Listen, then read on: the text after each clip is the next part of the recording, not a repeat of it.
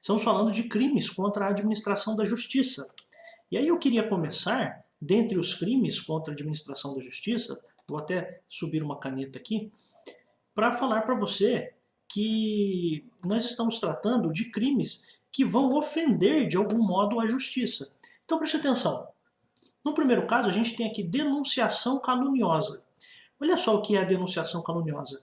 O crime é dar causa. O que é dar causa? É você iniciar alguma coisa. Então, dar causa à instauração de investigação policial. Então, isso é uma coisa. Ou dar causa à instauração de um processo judicial, ou de uma investigação administrativa, ou de um inquérito civil, ou de uma ação de improbidade administrativa contra alguém, imputando a esta pessoa um crime que eu sei que a pessoa é inocente. Então veja só, o que é o crime de denunciação caluniosa? É você ir até uma certa instituição ou fazer isso por escrito para uma instituição, por exemplo, se é uma instauração de investigação policial, a pessoa vai na delegacia de polícia. A pessoa vai até uma delegacia de polícia para fazer uma reclamação, para fazer, entre aspas, uma denúncia sobre alguma coisa, sobre alguém, mas ela sabe. Então veja só, imputando o crime de que sabe que a pessoa é inocente. Então eu estou fazendo isso de caso pensado. Eu sei que a pessoa não tem culpa no cartório, mas o que eu faço é dizer para a autoridade policial, por exemplo, que aquela pessoa cometeu o crime, mas eu sei que ela não cometeu. Ou então eu faço isso num processo judicial.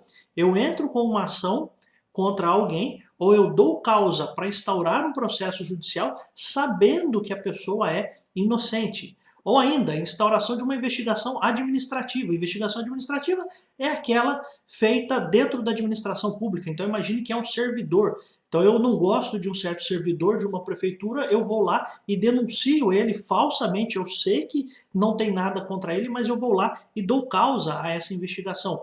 Ou ainda, inquérito civil. Inquérito civil o que é? É uma investigação feita pelo Ministério Público, internamente, para apurar alguns fatos. Ou ainda uma ação de improbidade administrativa. A ação de improbidade administrativa também é uma ação própria. Então eu dou causa, então eu vou lá e faço por escrito uma denúncia dizendo que fulano de tal cometeu um ato de improbidade administrativa, por exemplo. Se eu faço isso sabendo que a pessoa é inocente, eu estou cometendo esse crime. Qual é o crime? Qual é a pena? A pena é de reclusão de 2 a 8 anos e multa. É uma pena alta, de 2 a 8 anos. E aí veja só, causas de aumento de pena. A pena é aumentada de 1/6 da sexta parte. Saiu um 6 aqui, mais ou menos, né? Não saiu muito um 6 aqui, mas a pena é aumentada da sexta parte se o agente se serve de anonimato. Então, se a pessoa fez uma denúncia anônima e depois descobriu, logicamente, quem foi que fez a denúncia, num caso como esse, a pena se aumenta de 1/6, ou ainda se a pessoa usou um nome falso, nome suposto, tá? Então esse é um ponto importante. Então uma coisa que pode cair na sua prova é a seguinte, a pena para a denunciação caluniosa se aumenta se a pessoa faz uma denúncia anônima, verdade.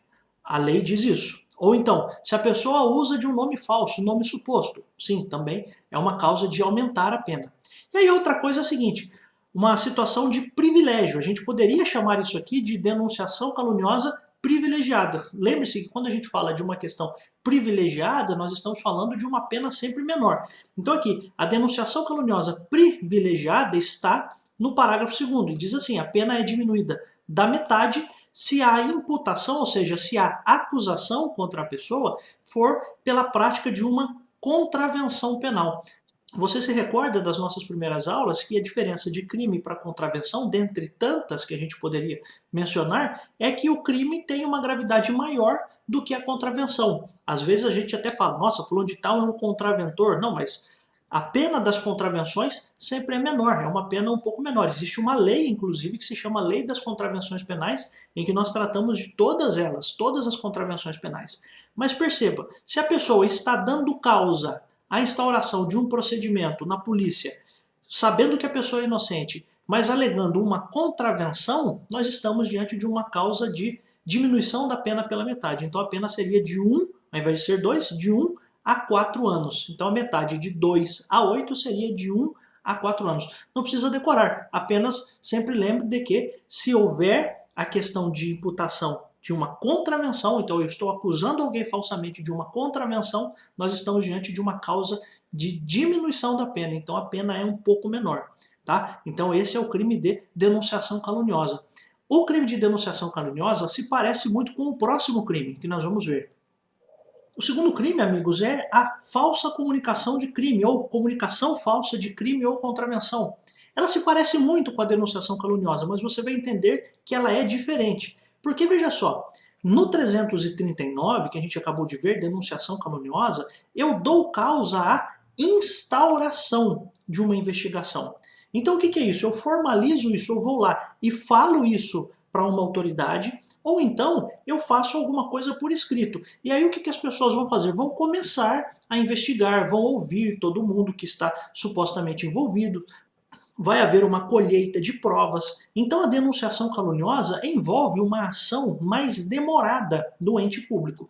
Já no 340, olha o que diz: provocar a ação de autoridade, comunicando-lhe a ocorrência de crime ou de contravenção que sabe não ter se verificado. Sabe o que é o 340? É o trote. Então eu comunico a ocorrência de um crime, eu ligo para a polícia e falo, olha, vem aqui porque está acontecendo um crime aqui, um sequestro, venham aqui agora, eu estou provocando a ação.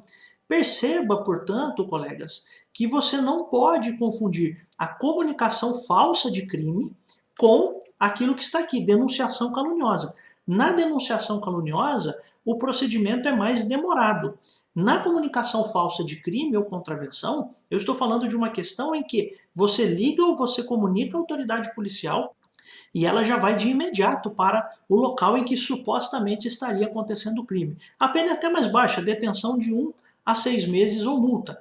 Mas perceba, neste caso também eu estou comunicando à autoridade e eu sei que o crime não está acontecendo. E o que a autoridade vai fazer? Vai começar a investigar? Vai digitar uma portaria para começar a investigar alguém? Não, a autoridade vai saber daquilo e de imediato a autoridade já vai tomar alguma medida, vai provocar uma ação dessa autoridade. Então você liga, por exemplo, para a polícia comunicando a ocorrência de um crime, ou você liga para os bombeiros. O Corpo de Bombeiros Militar pertence à própria Polícia Militar, então eles são autoridades. Portanto, quando eu estou falando de comunicação falsa de crime, lembre-se do trote. Aqui, no 339, nós estamos falando de instaurar, até eu grifei o verbo instauração.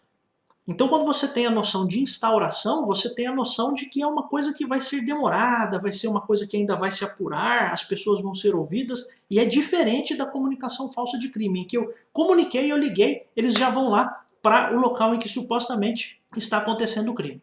Bom, então não confunda isso, não confunda a denunciação caluniosa, que tem a ver com uma instauração de um procedimento mais demorado, com a comunicação falsa de um crime, que é o trote. Eu estou provocando a ação de uma autoridade naquele momento.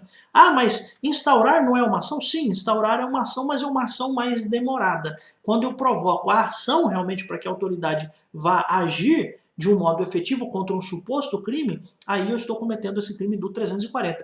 E óbvio, para eu cometer esse crime, eu tenho que saber que o crime não aconteceu. Eu estou realmente querendo passar um trote. Tá? Então, pense nisso, o artigo 340 é importante, principalmente para você distingui-lo da denunciação caluniosa. Denunciação caluniosa é mais demorada. E a comunicação falsa de crime, você ligou e eles já vão até lá para tentar reprimir o que está acontecendo, mas você sabe que não aconteceu.